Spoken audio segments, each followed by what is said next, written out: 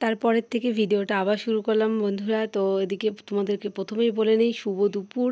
এখন বাজে হচ্ছে 1টার মতো, আর আজকের ভিডিওটা শুরু করলাম কিন্তু এখান থেকেই। তো চলো তোমরা পুরো ভিডিওটা সবাই দেখো।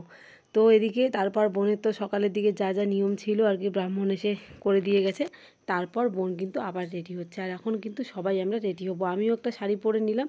তো এখনও আর কি আমি শুধু এই লিপস্টিকটাই একটুখানি লাগাবো, যেহেতু এত গরম, এই গরমে আর কি সাজবো বলো। আর যাকে নিয়ে অনুষ্ঠান সেই সাজবে, আর যেহেতু স্বাদের অনুষ্ঠান আর কি আর সাজবো তোমরাই বলো, দিনের বেলায় স্বাদের অনুষ্ঠান হয়ে যাবে, তো এই গরমে আর কি সাজার আছে, তাই শাড়ি পরে নিয়েছি। তো এদিকে না তারপর তাড়াহুড়ো লেগে গেছে, বোন এদিকে রেডি হচ্ছে। ও তো একাই একাই সাজতে পারে আমার বোন, ও কিন্তু খুব সুন্দর করেই সাজতে পারে, আর ও মেকআপটাও খুব ভালো আর কি করে। তো এদিকে আমি চলে আসলাম, ওর মানে খাবার একদম রেডি হয়ে গেছে তারপর সাজিয়ে দেওয়ার জন্য। তো ফুল নিয়ে এসে তো ফুল দিয়ে সাজিয়ে দিচ্ছি। তারপর আবার ভুলে যাব, তাড়াহুড়ো লাগবে, ওকে আর কি ডাকবে, কারণ খাওয়াটা যেও খাবে একটা সময়ের মধ্যে তো খেতে হবে। 2টো পর্যন্ত আর কি সময় আছে, তো 2টো আর বাজতে চলো, 2টো বাজতে আর মনে হয় 20 মিনিটের মতো বাকি আছে, 15 থেকে 20 মিনিট। তাই আর দেরি না করে আমি সাজিয়ে দিচ্ছি থালাটা। তার সাথে আমার সাথে আরও একজন ছিল আর কি, ওই দিদিটাও একটুখানি সাজিয়ে দিচ্ছে। আর এদিকে কিন্তু দেখতে পাচ্ছ 2টো বাটি, বাটির ভেতরে আর কি জিনিস দেওয়া হবে, দেয় আর কি, যে ছেলে মেয়ে আর কি দেখে না, তো এই আর কি নিয়মগুলো পালন করে। আসলে এসব তো কিছুই না, ভগবান যা দেওয়ার তাকে তো এই পৃথিবীতে দিয়ে পাঠিয়েছে, মানে একটা আনন্দর জন্যই আর কি। সবথেকে বড় কথা হলো, যে আসুক না কেন একটা সুস্থ সন্তান কিন্তু সবথেকে আগে দরকার আর কি, প্রত্যেকটা বাবা মার যেটা আর কি চায়। তো যাই হোক, এদিকে তারপর বোন বসে পড়েছে। তো এই যে আমার বোনকে কিন্তু আজকে আবার খুব ভালো লাগছে, কারণ বোন ভালো করে আর কি সাজতেও পারে, ও দেখি মেকআপটা খুব সুন্দর করে পারে। তো কেমন লাগছে আমার বোনকে তোমরা অবশ্যই কমেন্টে জানি। আর এদিকে দেখো আমার বাপের বাড়ি সবাই চলে এসছে, বাপের বাড়ির আশেপাশেও আর কি কয়েকজনকে বলা হয়েছে, ওরাও এসছে সবাই। আর এদিকে আমার বোনের শাশুড়ি বোনকে আশীর্বাদ করলো। আমার বোনের কিন্তু মানে আমার বোনও একমাত্র বউ বলতে পারো, একদম আদরের বউ, একমাত্র বউ হলে যা হয়, বোনকে খুব আদর করে ও শাশুড়ি মা।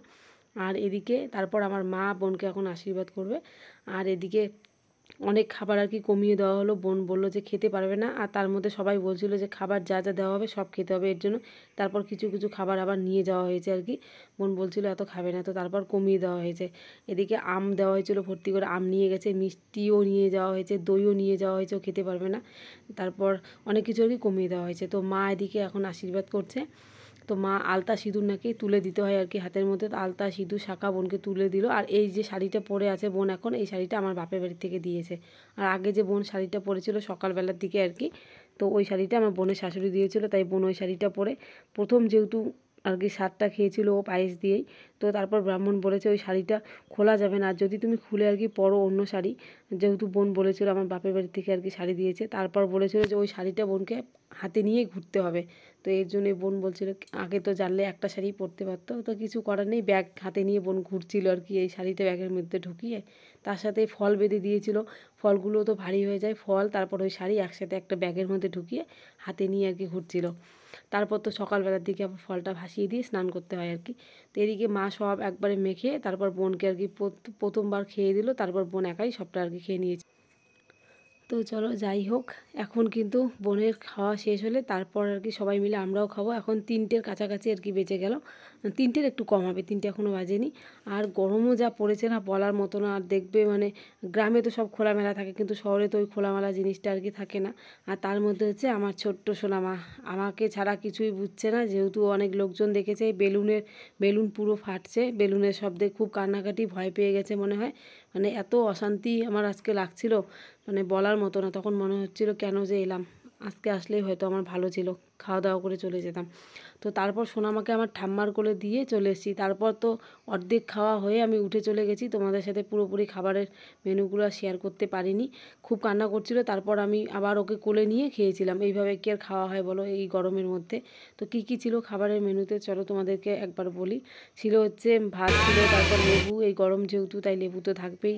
তারপর ছিল পাতলা করে মুসুর ডাল, আলুর চিপস, তার সাথে ছিল হচ্ছে মুড়িঘণ্ট ছিল, তারপর হচ্ছে পটল চিংড়ি ছিল, কাতল ভাপা ছিল, তারপর এদিকে ছিল হচ্ছে পায়েস, তারপর ছিল হচ্ছে আম কাসুন্দি, তারপর ছিল হচ্ছে পিঠে, পায়েস পিঠে ছিল, তারপর ছিল মিষ্টি ছিল আর কি রসগোল্লা, তারপর ছিল আর কিছু না, এই কয়েকটা মেনু ছিল খাবারের মেনুতে। আর খাবারগুলো এত ভালো হয়েছিল না বলার মতো না, সব খাবারগুলো অসাধারণ ছিল বলার মতো না, এত তৃপ্তি করে খেয়েছিলাম। তার মধ্যে পেয়েছিল খিদে, তো এখন বাজে হচ্ছে 6টার পার হয়ে গেছে আর কি, 7টার কাছাকাছি বাজতে চলো। আর আমার বাপের বাড়ির থেকে যারা যারা এসে সবাই এখন চলে যাবে। আর আমিও তারপর কাপড় ছেড়ে এখন নাইটি পরে নিলাম। এখন মনে হচ্ছে শান্তি, এত গরম লাগছিল। আর এদিকে দেখো সোনামাও আমার ঘেমে ঘুমে একাকার। তারপর তো বোনের সাথে কয়েকটা ফটো তুলে নিলাম, বোনও অনেকগুলো আর কি ফটো তুললো। তো কারণ এই সময়ের স্মৃতিগুলো রাখলে না তারপর দেখলে আর কি ভালো লাগবে আর কি। তো সেটাই আর কি, এই প্রত্যেকটা স্মৃতি আর কি ধরে রাখাটা আমার কাছে আর কি ঠিক মনে হয়। কখন কোন সময়টা আমরা কীভাবে কাটিয়েছি ওই স্মৃতিগুলো যদি থাকে সত্যি ভালো লাগে কিন্তু পরে দেখতে, তাই না? তো যাই হোক, এই যে আমার বাপের বাড়ি সবাই চলে যাচ্ছে। আর আমার দুষ্টু সোনার সাথী এসেছিলো, ওর মাসিটাও চলে যাচ্ছে, ছোট্ট মাসি। তো চলো ভিডিওটা এখানেই রাখলাম, কেমন লাগলো অবশ্যই জানিও কিন্তু কমেন্ট।